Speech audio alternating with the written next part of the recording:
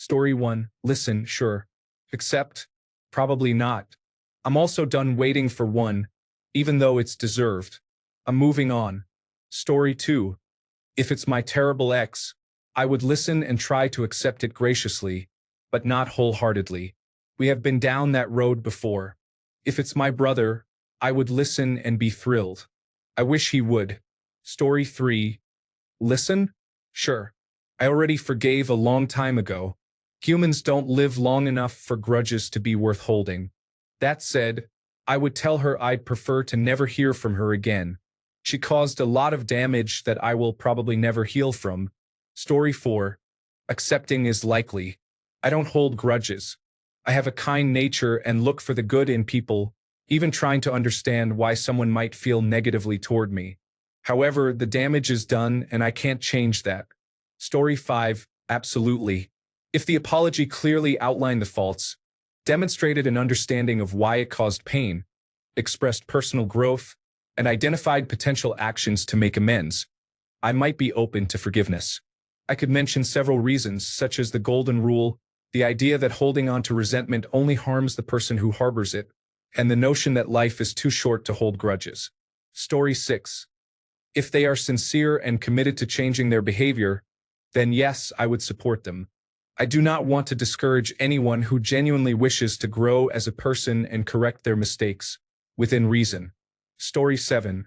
Depends on whether it is an apology with accountability or an apology because they were caught. If they take responsibility for what they did, I would at least give them a chance. Story 8. If it was a single occurrence, I would be willing to listen. However, I expect an apology to include a sincere acknowledgement of the mistake, an explanation of why the behavior occurred, why it was wrong, and assurances that it will not happen again. Most people lack the ability to provide such an apology. Story 9. Yes. If they all came to me in person, I would expect them to admit their wrongdoings and the schemes they've plotted against me over the years. They should sincerely apologize to me and beg for my forgiveness. Then this karmic debt account would be settled and closed forever. But I am sure that they never will, because their arrogance will not allow them. This suits me just fine. I know for a fact that all of them will have to carry this karmic debt they owe me to their next life. They will all have to pay what they owe me with interest in their next life. Every single one of them. Story 10. No, but only because it would be accompanied by excuses and a lack of accountability. I'm sorry you feel that way instead of, I'm sorry I hurt you. Story 11. If it's my ex, he is a heartless monster, but maybe I would be curious enough to see if he realizes that. If it's my former best friend, I would probably laugh in her face. But anyone else, yes. Story 12. Listen to the apology 100%. Give them a second chance? Never. I'm talking about an ex-friend here. Story 13. She already did. And she made the gravest mistake. So what? It's not like I'm letting her back in, or anyone else for that matter. Time to die alone. I've seen things you wouldn't believe. Story 14. It depends on who it is. For some, I would give my time to see if it is a genuine apology. For others, I would not, as I know they do not feel they have wronged me. Story 15. That depends on the nature of the crime and the character of the perpetrator. Hey, I apologize for picking on you in grade school. I guess we were all pretty immature back then. Hey, I'm sorry for being a narcissistic menace. I can't even imagine that happening. Story 16. I have already had my father apologize, and I forgave him, but I do not forget. I use his parenting mistakes as motivation to not behave that way with my children. Story 17. Listen. Forgive? No, not unless they prove to me they are truly sorry. Anyone can say they are sorry and not fully mean it, just as one can offer a convincing apology and still not mean it. It's the actions they take afterward that indicate to me their sincerity. If they can wholeheartedly show me they truly regret their actions, then and only then will I be willing to forgive. Story 18. God no. He is blocked. If he is back, he wants something and it is never good. He is a manipulative person, and I would never put myself in that position again. Story 19. I listened but didn't react. There was nothing to forgive. I needed help. Sometimes we hurt ourselves. I wish I had expressed that. Story 20. I do not care about words. What I want are legally binding documents. They convey more than words ever could. Story 21. I would slam the door in her face after telling her she had a minute to leave before I called the police for trespassing. Story 22. It depends on the hurt. Sometimes you may not care what that person has to say because their actions were unforgivable. Each person is different, so follow your intuition. Story 23.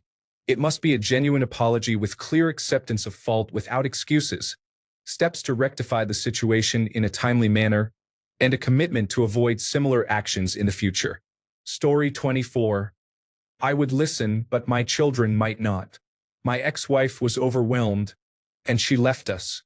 I raised my children as a single father for 15 years. They turned out great. My daughter graduated from college and has a family of her own. My son has 1 year left to complete his engineering degree. Their biological mother expressed her desire to be involved, and my daughter suggested she check in after another 15 years. My son is more forgiving and offered her a timeline of 10 years. If she wanted to apologize, I would listen. She deserves to be heard, but she does not necessarily deserve to be forgiven. Story 25. I can say with certainty that I would, as it has already happened. Unfortunately, the offender is unstable and refuses to acknowledge her role in our situation, as she lives in her private reality where all her blatant lies are her truth. Not even significant matters. Infamously, she lies about whether she voted for Obama now that she is a Republican. Story 26. Edit. I am adding the forgiveness clause to my post as I have seen many comments mention both. Listening. Always. I will always try to match another's effort in these cases, provided they are genuine and have good intentions. Forgiveness. This one is a bit tricky and not so straightforward. In the past, it was whatever I felt at the time. But now, I feel that if I can determine there is absolute sincerity in their apology, I can forgive. I learned that one of the hardest things in life is to forgive yourself for your past mistakes. If I forgive them, then their road to healing becomes easier. Story 27.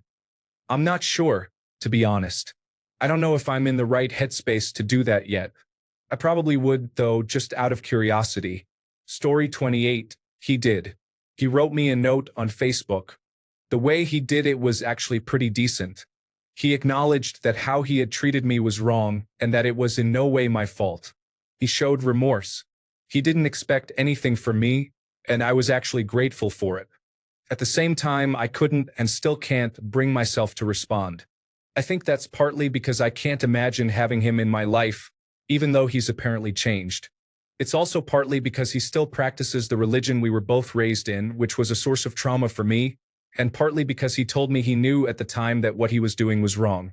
Maybe this wasn't his intention, but it really got me thinking, what was it about me that made him want to override his own moral beliefs to treat me the way he did? I know we were both kids at the time, but still. In short, yes, I heard him out. I don't fault him for wanting to apologize and make things right, but at the same time, it's a lot to process. I want to focus on the life I've built for myself, 3 decades and 3,000 miles removed from all that. Story 29. I suppose it depends on the hurt. There are some theoretical hurts for which I would struggle to hear an apology. However, for anything I've experienced, yes, I would listen. Hurts and traumas happen to all of us in some way. How we process them defines us. I can integrate, heal, and move on without their apology. If their apology helps them heal and become a better person, then who am I to prevent that? If I didn't listen, I would only be hurting them back, and I don't want to be that person. Story 30. I would listen to them, probably accept the apology, but dismiss them from ever having contact with me. I don't hate anyone, but there are some people I won't have in my life due to their behavior. Story 31.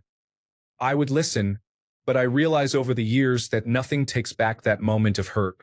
You can never erase it. Once it's done, it's there and stays with you. Story 32. Listen and accept. I only want an explanation so I can understand their perspective. I have been waiting for 20 years. However, I doubt it will happen and should probably stop waiting. Story 33. I would listen, but I won't accept his apology. He knows I'm probably dying. The only apology so far is that he is sorry for what he did. It made me exile him from my life. He misses me, but there are no regrets for how he intentionally hurt me or the impact it had. There's no chance of him sharing his wealth. I'm down to thousands. However, I do have one solace. He is dying from alcohol-related liver disease. He was a former transplant surgeon, and he won't stop drinking now. I have seen the insides of many dying alcoholics. I feel okay. I have forgiven myself for loving him. At one point, he was an exceptionally smart coworker who taught me many things. Story 34. Yes, I would listen and forgive because that is necessary for my closure. However, I would never trust them again or invite them into any part of my life. Story 35. Are they apologizing to clear their conscience? Is it so they can achieve closure? Is it going to give them peace? No. Story 36. Yes, I would listen. It might give me some peace and clarity I didn't know I needed.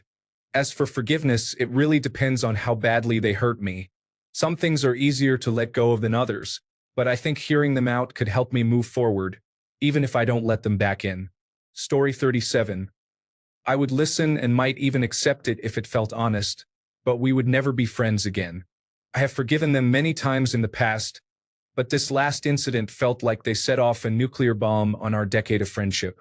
Things will never go back to how they were before. Story 38. No. Her apology needs to be directed to our children, not me. Additionally, it must be genuine, and she is incapable of that. Story 39. At this point, it has been many years, and the transgression was a significant betrayal. My life is better without that person. Story 40. I would listen, but I wouldn't care. They hurt me and left me alone. Everyone did. I had no friends, and every day people saw it, yet no one bothered to talk to me or anything. They left me at my lowest, and I knew they wouldn't be there at my high. Don't expect me to forgive you and think everything can go back to normal. Story 41. She deceived me for 7.5 years while we were together and for most of the 11 years since. I would tell her to keep her apology to herself, but she would have to consider her own actions first. Story 42. Yes, I always try to forgive emotionally. However, the no contact may remain in place depending on how much harm was done and whether I believe you have truly changed. Story 43. An apology is only 1/5 of the work needed to repair a relationship. Are they doing the other 80%? Story 44. I would definitely reconsider, mainly because my curiosity is greater than my ability to hold a grudge. However, I don't know if I would accept her apology. She was an elderly woman at the time. She should have known better. Edit. Wait, is this supposed to be about romantic relationships? So I misunderstood. Story 45. I always listen diplomatically. My decisions and how I communicate with others depend on their reactions to stimuli I introduce into conversations that test whether their behavior has truly changed. Apologies can be empty words. Changed behavior is a more important factor in determining if they should be allowed further direct access to me.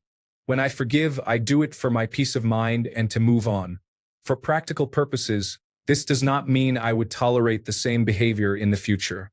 Story 46.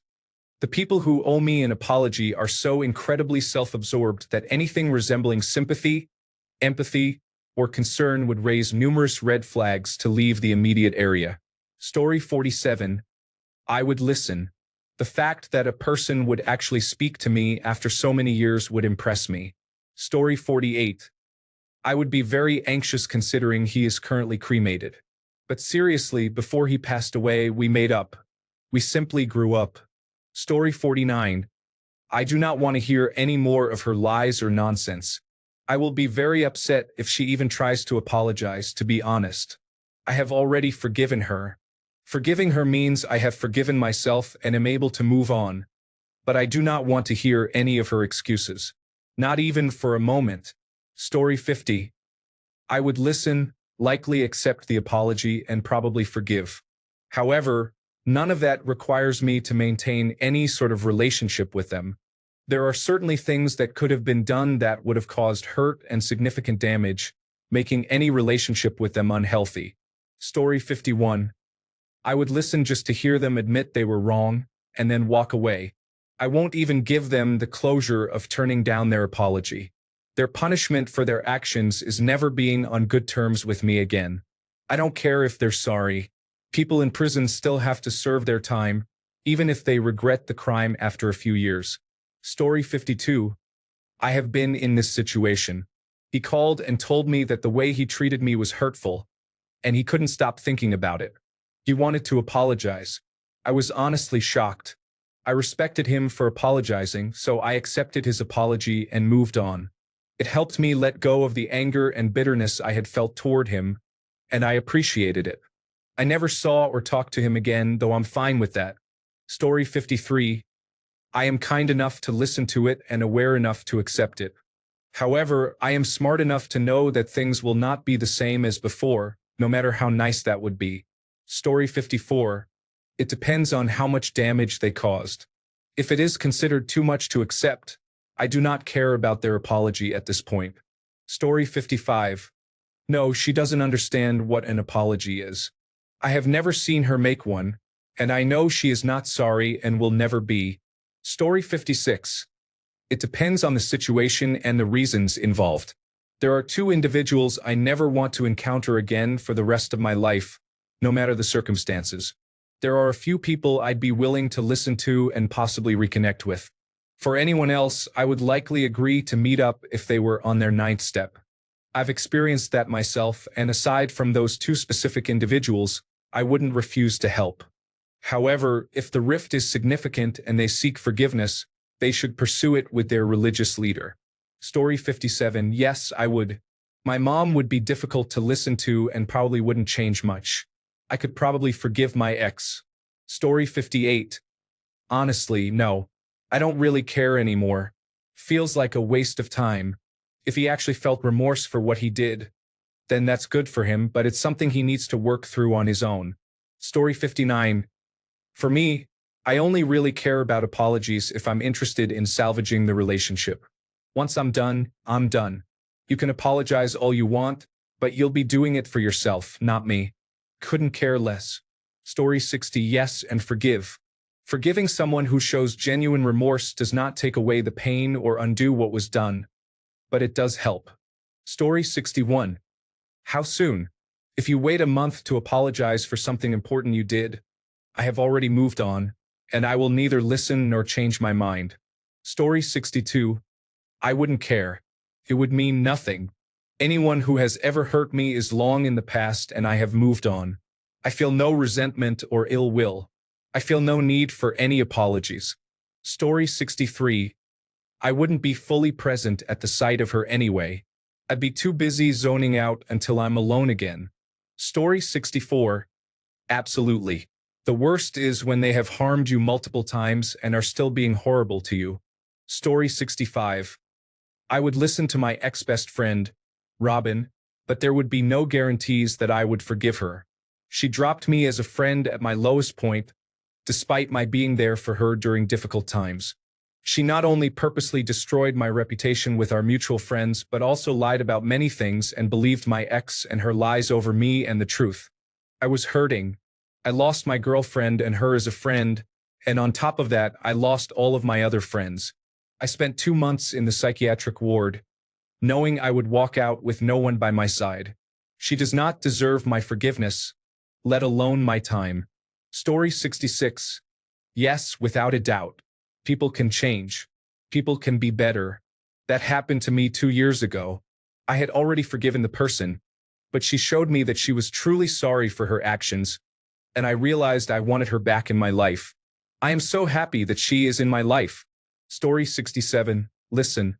Sure. Forgive them? Probably not. They claim to have found Jesus and used it as an excuse to be a terrible, judgmental, selfish person who made a difficult part of my life much worse than it needed to be. If they tried to apologize at this point, I would assume they were just looking to excuse their own behavior or for some strange religious reason that has nothing to do with being genuinely sorry. Forgiveness is not warranted if the person does nothing to earn it. Story 68. No, I don't care what they think, feel, or say. I have better things to do with my time. Story 69.